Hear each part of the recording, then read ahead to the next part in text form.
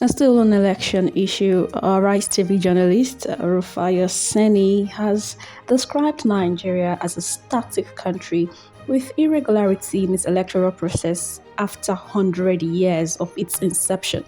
Now, for most of you who know, election started in 1923 under the British colony.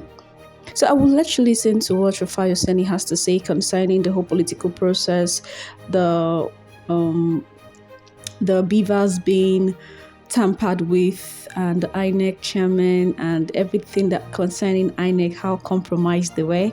I'll let you listen to it because this is very touching because he spoke the mind of many.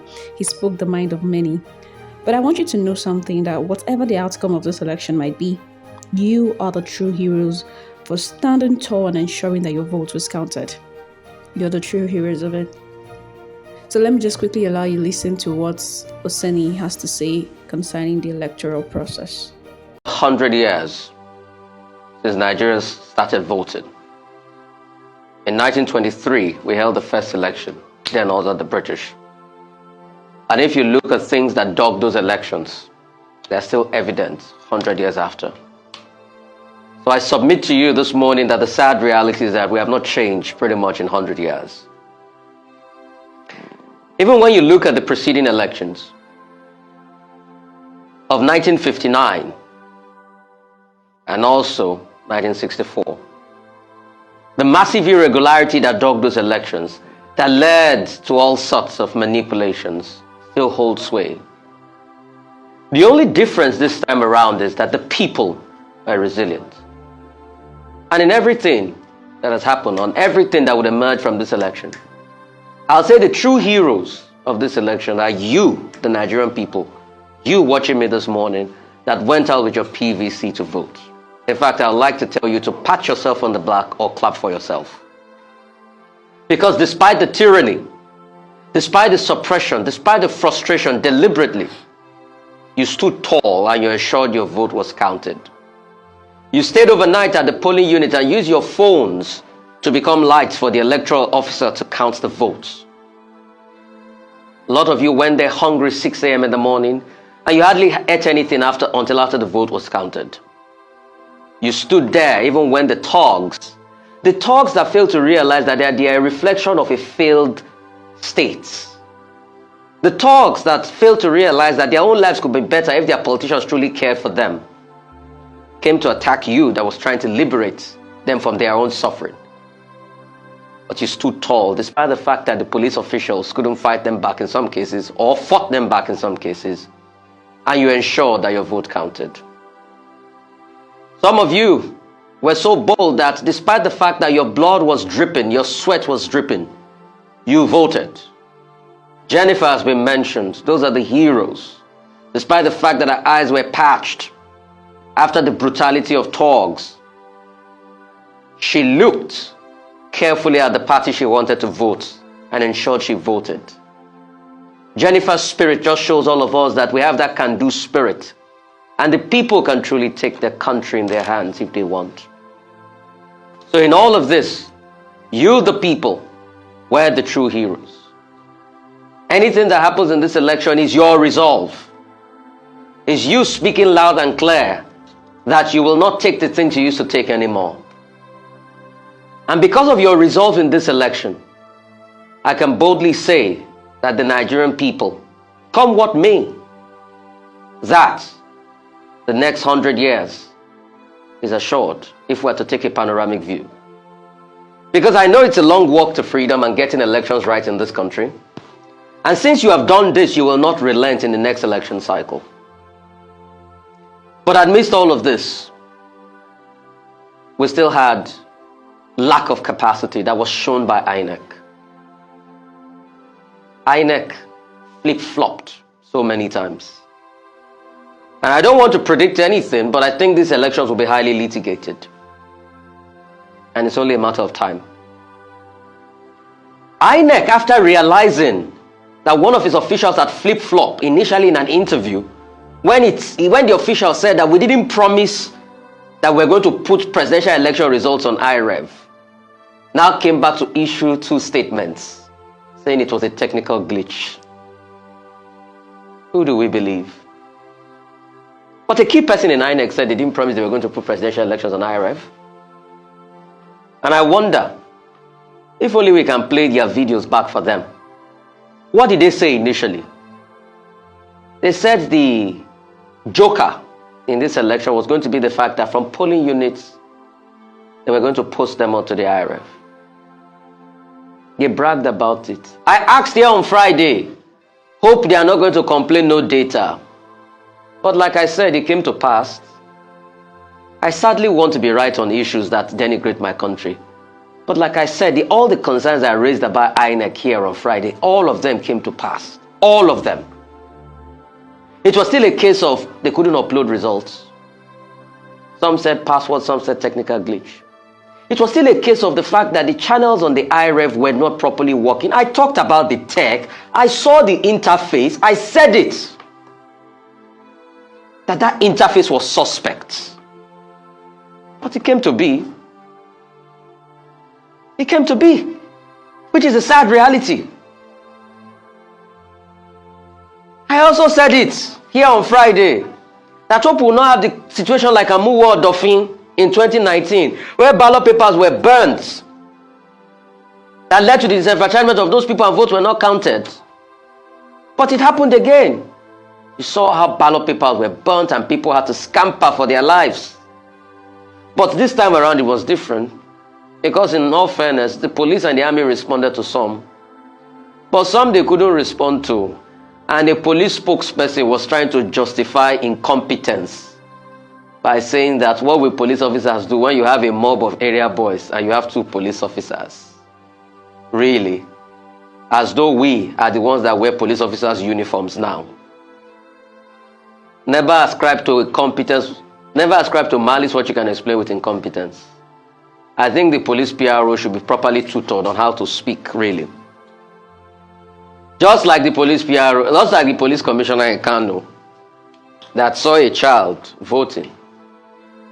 And the next thing, when he was asked, he said, oh, you can't ascertain the physical features of a child. Very funny. So as we are now, we don't know who children are in society. I'm sure they will probably say they are unknown voters at a point. So these are the things we've always complained about, and they all happen. And it's not a good sign for Inec. We will wait for the results to continually trickle in, but this is not a good sign for Inec. Elections were disrupted. Kogi was even a funny case. Disrupted in Kogi Central. At first, the governor started by digging the Red Sea, so that he said he was fighting robbers, armed robbers or terrorists. But why it was 2 days to election, you remember to fight terrorists by digging the road into two, so that campaign materials will not get to the opposition person in the state, Natasha Akpoti. Is that the case now? Politicians will do their shenanigans. But you see, the people have spoken loud and clear. And that's the wave you are seeing across the country with Labour. Nobody will have expected what happened or what is happening currently in Lagos, with 2 local governments to spare. Labour is in comfortable position. It is the state of the city boy. But Lagosians are really showing that they own the city. Lagosians have shown that they own the city truly. What is the state of the city boy? Akwa Ibom, Delta and some other parts, massive voter suppression here and there, but the people are speaking tall. In closing, there is still a lot of voter apathy because it could have been better. By the numbers I'm seeing, it's looking at, I think, less than 20% of Lagosians voted, which is sad, just like about the last figures from 2019 elections. Because if there are 2 local governments to spare, and both candidates have had little less than 1 million votes, in a state that normally will have about 6 million registered voters, then there's still massive voter apathy. But we'll wait for the results. The truth will triumph. It will be a long walk to freedom for Nigeria. But most importantly, you, the Nigerian people, if we are to pick heroes from the elections, you are the heroes of these elections. Come what may, clap for yourself. And of course, we are hoping that IREP portal will begin to function, because at least all the 3 major political parties have complained and other commentators, including civil society stakeholders, have raised the alarm. Now, the collation of results at the state level began yesterday and is ongoing. We're told that at the national level, it will resume at 11 a.m. Today. At the state levels, well, it's ongoing in some states. It's been suspended to continue later in the morning in some states of the Federation. And that is already giving us, part of the patterns that are now being reported in parts of the country. The Inec chairman held about 2 media briefings yesterday. First, he declared open the collation center at the International Conference Center in Abuja, where he said that the process will be open and transparent. And he provided the guidelines for the collation of the results at the national level. The truth of the matter is that Nigerians are expectant.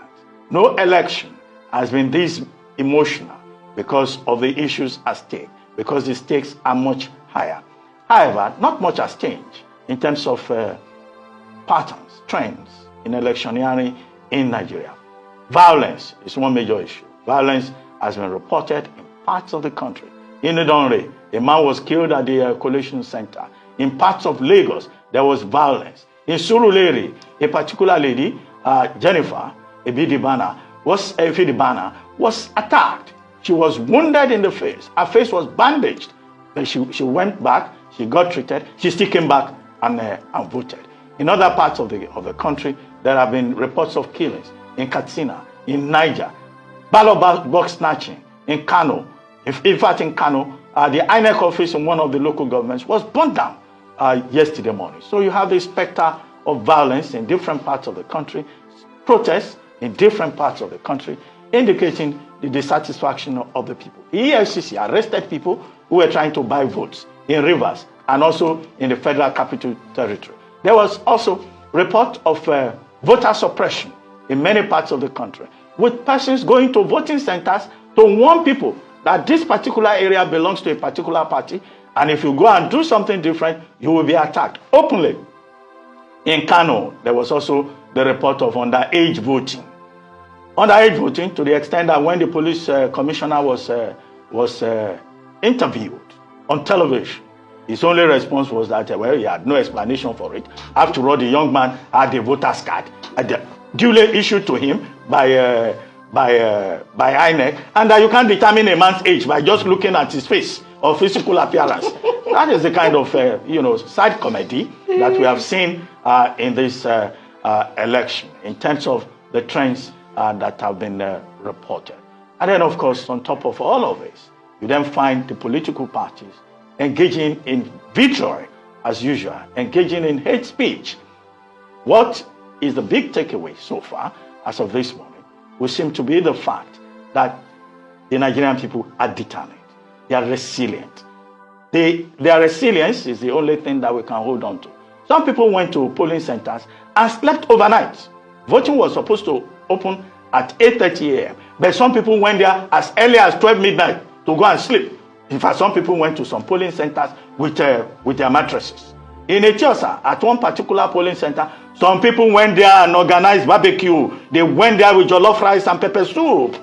They were determined. And as they were waiting on the queue, they were serving food. They saw the thing as a special occasion, and they were determined to wait. In places where voting materials did not arrive early and voting started late, some people said they will wait till 12 midnight on the day of election to be allowed to vote. But in many of those places, INEC officials had to close voting, and many people feel that they've been tactically, constructively disenfranchised, and that is one major issue in this election. We saw serious violation of the electoral law, the Electoral Act 2022. The most embarrassing being the violation of the Electoral Act by key government officials, including the president himself. Section 50 of the Electoral Act 2022 talks about open secret balloting.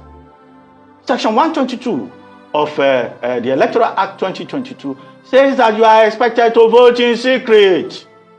But we saw the president brandishing his ballot paper and posing for photographs with it. The same also with the Attorney General of the Federation and Minister of Justice. The same also with Senator Oji Uzokalu. The same also with some of the governors who wanted people to know how they voted. And Governor Tom told all of us that he voted for Labour Party, and he posed for photograph for it. I don't know whether he will frame that picture and put in his living room after he stops being governor. But that in itself is a violation of the law. Section 122, subsection 4 of the Electoral Act prescribes a punishment of a fine of 100,000 naira or 3 months imprisonment or both. But of course, Governor Tom has immunity. President Muhammadu Buhari also has immunity. But going forward, our leaders need to show good example. From the results that we have seen, I said, incumbency is a factor, identity is a factor, and you'll find many of the governors trying to hold on to their domains. In Ekiti State, which was cited, the governor there is an APC governor. And what you have seen is that, out of loyalty, out of determination, out of self-justification, he managed to give, the APC presidential candidate a majority, and the APC also won most of the senatorial seats. In fact, the 3 senatorial seats are up for grabs. Now, in Osun, you have a similar comparison, where the governor of the state was able to deliver a majority for Atiku Abubakar, presidential candidate of the People's Democratic Party. And on account of this, the caretaker chairman of the party in that state has been boasting that this is a confirmation that Governor Adeleke, indeed won the July 2022 election, contrary to the ruling of the tribunal in the matter. But we have also seen major offset.